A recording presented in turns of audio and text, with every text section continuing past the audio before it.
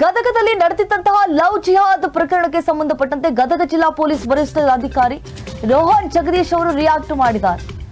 Love ಜಿಹಾದ್ ಪ್ರಕರಣ ಸಾಕಷ್ಟು viral ಆಗಿದೆ. ಗದಗ ಬೆಟಗೇರಿ ಪೊಲೀಸ್ ಠಾಣೆ ವ್ಯಾಪ್ತಿಯಲ್ಲಿ ನಡೆದಿರುವಂತಹ ಘಟನೆ ಇದು. ಲವ್ ಜಿಹಾದ್ ಆರೋಪ ಮಾಡ್ತಿದ್ದಾರೆ ವಿಶಾಲ್ ಕುಮಾರ್.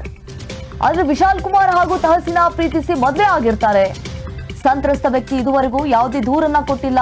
ಯಾರಿಗೆ ಅನ್ಯಾಯ ಆಗಿದೆ ಅವ್ರು ಬಂದು ದೂರನ್ನ ಕೊಡ್ಲಿ, ಮೊದಲು ದೂರ ನೀಡಿದ್ರೆ ಕಾನೂನು ಕ್ರಮವನ್ನ ಜರುಗಿಸ್ತೀವಿ ಅಂತ ಹೇಳಿ ಗದಗ ಜಿಲ್ಲಾ ಪೊಲೀಸ್ ವರಿಷ್ಠಾಧಿಕಾರಿ ರೋಹನ್ ಜಗದೀಶ್ ಅವರು ರಿಯಾಕ್ಟ್ ಮಾಡಿದ್ದಾರೆ.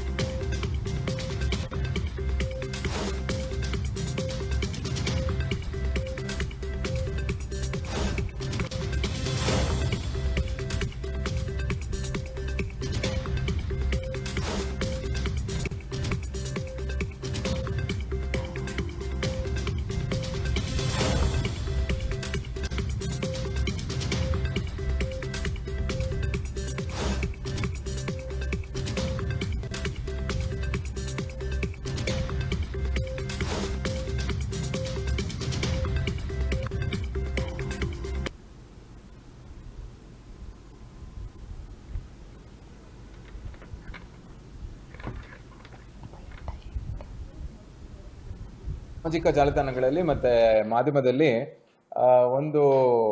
ಒಂದು ವ್ಯಕ್ತಿ ವಿಶಾಲ್ ಅಂತ ಹೇಳಿ, ಅವನು 21 ವಯಸ್ಸು, ಬೆಟ್ಟಗಿರಿ ಅವನು. ಮತ್ತೆ ತೇಸನ್ ಅಂತ ಹೇಳಿ 22 ವಯಸ್ಸು, ಅವಳು ಕೂಡ ಬೆಟ್ಟಗಿರಿ ಪೊಲೀಸ್ ಠಾಣೆ ವ್ಯಾಪ್ತಿಯಲ್ಲಿ ವಾಸವಾಗಿದ್ದು, ಇವರಿಬ್ರು ಸುಮಾರು 3 ವರ್ಷದಿಂದ ಪ್ರೀತಿ ಮಾಡಿರ್ತಾರೆ. ಪ್ರೀತಿ ಮಾಡಿದ ನಂತರ ಅವರು ಮದುವೆ ಮಾಡಬೇಕು ಅಂತ ಕೂಡ ಅವರು ನಿರ್ಧಾರ ಮಾಡಿರ್ತಾರೆ. ಅವರು 26/11/2024 ಗದಗ ಸಬ್ ರಿಜಿಸ್ಟರ್ ಆಫೀಸಲ್ಲಿ ಸ್ಪೆಷಲ್ ಮ್ಯಾರೇಜ್ ಆಕ್ಟ್ ಅಡಿಯಲ್ಲಿ ಮದುವೆ ಆಗಿರ್ತಾರೆ. ಮದುವೆ ಆದ ನಂತರ 5 ತಿಂಗಳಾಗುತ್ತೆ. 5 ತಿಂಗಳಾದ್ಮೇಲೆ ಅವರು ಮಸೀದಿಯಲ್ಲಿ ಮುಸ್ಲಿಂ ಸಂಪ್ರದಾಯ ಪ್ರಕಾರ ಅದು ಕೂಡ ಆಗಿರ್ತಾರೆ. ಆ ನಂತರ ಏನಾಗುತ್ತೆ ಅಂತ ಹೇಳಿದ್ರೆ, ಈ ಒಂದು ವಿಜುವಲ್, ಅವರು ಮದುವೆ ಆಗಿರೋ ವಿಜುವಲ್ ಸಾಮಾಜಿಕ ಜಾಲತಾಣಗಳಲ್ಲಿ ವೈರಲ್ ಆಗುತ್ತೆ. ಕರೆಸ್ಬಿಟ್ಟು, ನೋಡಪ್ಪ ಈ ರೀತಿ ಒಂದು ವಿಜುವಲ್ ವೈರಲ್ ಆಗಿರುತ್ತೆ. ವಿಜುವಲ್ ವೈರಲ್ ಆಗಿದ್ದು ಈ ಥರ ಕನ್ವರ್ಷನ್ನು ಅಂತ ಇಂಥದ್ದು ಅಂತ ಹೇಳಿ ಎಲ್ಲ ಕಡೆ ಬರ್ತಿರುತ್ತೆ. ಸೊ ಇದ್ರ ಬಗ್ಗೆ ನಿಮಗೆ ಏನನ್ನ ಕಂಪ್ಲೇಂಟ್ ಇದೆಯಾ ಅಂತ ಹೇಳಿ ಅವನಿಗೆ ಕೇಳಿರ್ತಾರೆ. 23/5 ಕೇಳಿದಾಗ ಅವನು ನಂದೇನು ಇಲ್ಲ ಸರ್, ನಂದು ಯಾವುದು ಕಂಪ್ಲೇಂಟ್ ಇಲ್ಲ ಅಂತ ಹೇಳಿ ಅವನು ಸ್ಪಷ್ಟನೆ ಕೊಟ್ಟಿರ್ತಾನೆ. ಮತ್ತು ಇದ್ರದ್ದು ನಮ್ಮ ಹತ್ರ ವಿಡಿಯೋ ಚಿತ್ರೀಕರಣ ಕೂಡ ಇದೆ, ಮತ್ತು ಅವನೇ ಖುದ್ದಾಗಿ ಬರ್ಕೊಟ್ಟಿರೋ ಸ್ಟೇಟ್ಮೆಂಟ್ ಕೂಡ ನಮ್ಮ ಹತ್ರ ಇದೆ. ಮತ್ತೆ ಇದಾದ ನಂತರ 15/7 ಮತ್ತೆ ಈ ಒಂದು ವಿಡಿಯೋ ಬಗ್ಗೆ ವೈರಲ್ ಆಗಿರುತ್ತೆ. ಮತ್ತೆ ನಾವು ನಿನ್ನೆ ಕೂಡ ಈ ಒಂದು ವ್ಯಕ್ತಿಗೆ ನಾವು ಠಾಣೆಗೆ ಕರೆಸಿರ್ತೀವಿ.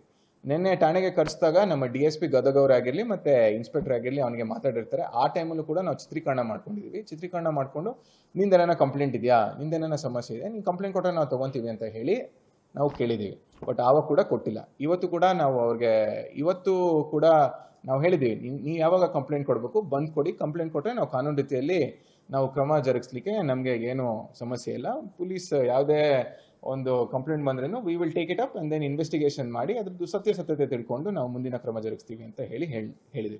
ಇವಾಗ ಅವರಲ್ಲಿ ಏನಾಗಿದೆ, ಅವ್ರ ಮದುವೆಯಲ್ಲಿ ವೈಮನಸ್ಸು ಏನಾಗಿದೆ ಎಕ್ಸೆಟ್ರಾ, ಇದು ನಮ್ಮ ತನಿಖೆಯಲ್ಲಿ ಕಂಡು ಬರುತ್ತೆ. ಅವ್ರ ನಡುವೆ ಏನಾಗಿದೆ ಅಂತ ಹೇಳಿ ತಿಳ್ಕೊಂಡು ಇವಾಗ ಅವ್ನು ಯಾಕೆ ಬಂದಿದ್ದಾನೆ ಅಂತ ಹೇಳಿ ನಾವು ತನಿಖೆ ಸಮಯದಲ್ಲಿ ನಾವು ತಿಳ್ಕೊಬೇಕಾಗುತ್ತೆ.